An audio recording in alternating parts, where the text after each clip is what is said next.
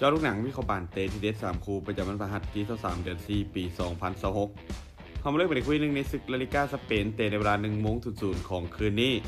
การพบกันระหว่างลาโยบายกาโนอันดับ15มี35คะแนนจะเปิดบ้านต้อนรับการมาเยือนของเอ็ดปันยอนอันดับ12มี38คะแนนลาโยบายกาโนเจ้าบ้านมีฟอร์มการเล่นส่วนหลังที่ยังขึ้นลงแต่เกมในบ้านของพวกเขายังคงพอไว้ใจได้ส่วนเอ็ดปันยอนทีมเยือนมีฟอร์มการเล่นในช่วงหลังถือว่าบ่ค่อยดีโดยแพ้ค่อนข้างหลายเกมรับของทีมมีปัญหาเสียประตูค่อนข้างง่ายเกมนี้ลาโยบายกาโนพวกเขาได้เปรียบในเรื่องสนามและความดุดันจากการเล่นในบ้านส่วนเอ็ดปันยอนพวกเขามีเกมรับที่ค่อนข้างหัวเจอทีมที่เพสซิ่งหนักมักจะพลาดง่าย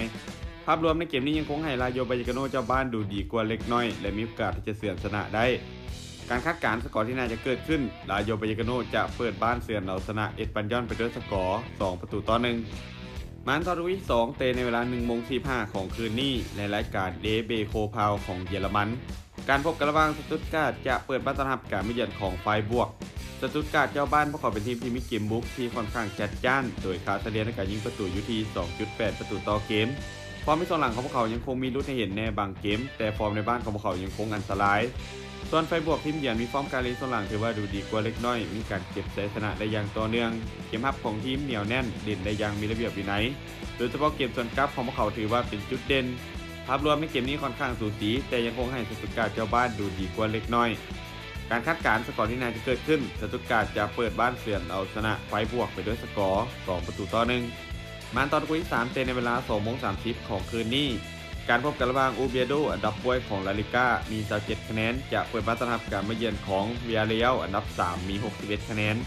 อูเบียโดเจ้าบ้านพวกเขามีฟอร์มการเล่นส่วนหลังถือว่าใช้ได้โดยการเก็บชัยชนะได้3จาก5เกมหลังสุดเกมในบ้านของพวกเขามักจะเล่นได้อย่างเดียวแน่นแต่เกมบุกยังคงขาดความเฉียบคมในบางครั้งส่วนเวียเรียลทีมเยือนพวกเขามีศักยภาพทีมที่เหนือกว่าอย่างชัดเจนเกมบุกมีความเฉียบคมยิงประตูเฉลี่ยอยู่ที่ 1.8 ประตูต่อเกมทีมมีจุดเด่นคือเกมบุกที่มีความหลากหลายแต่เกมรับของพวกเขายังคงมีลุ้นให้เห็นในบางนัดภาพรวมในเกมนี้โอเบโดพวกเขาได้เปรียบในเรื่องการเล่นในบ้านน่าจะแพ็กเกมรับให้แน่นและลดจังหวะการเล่นเกมส่วนกลับส่วนเบียแล้วพวกเขาเลยเป็นฝ่ายที่คล้องบาดและบุกใส่หลายกว่าแต่พวกเขาน่าจะโบลิ่งหลายเกินไปและเน้นผลการแข่งขันเป็นหลักเกมนี้คาดว่าน่าจะเป็นเกมที่อึดอัดและยิงประตูกันบ่หลายการคาดการณ์สกอร์ที่น่าจะเกิดขึ้นเบียแล้วจะบุกมาเฉือนเอาชนะโอเบโดไปด้วยสกอร์1-0สุดท้ายนี้ถ้าทุกคนสนใจแนวทางที่ดีแบบนี้อย่าลืมกดไลค์กดแชร์ออกไปเพื่อเป็นแนวทางเพิ่มเติมและใครสนใจอยากลงทุนสามารถกดลิงก์ผ่านหน้าช่องได้เลยเด้อ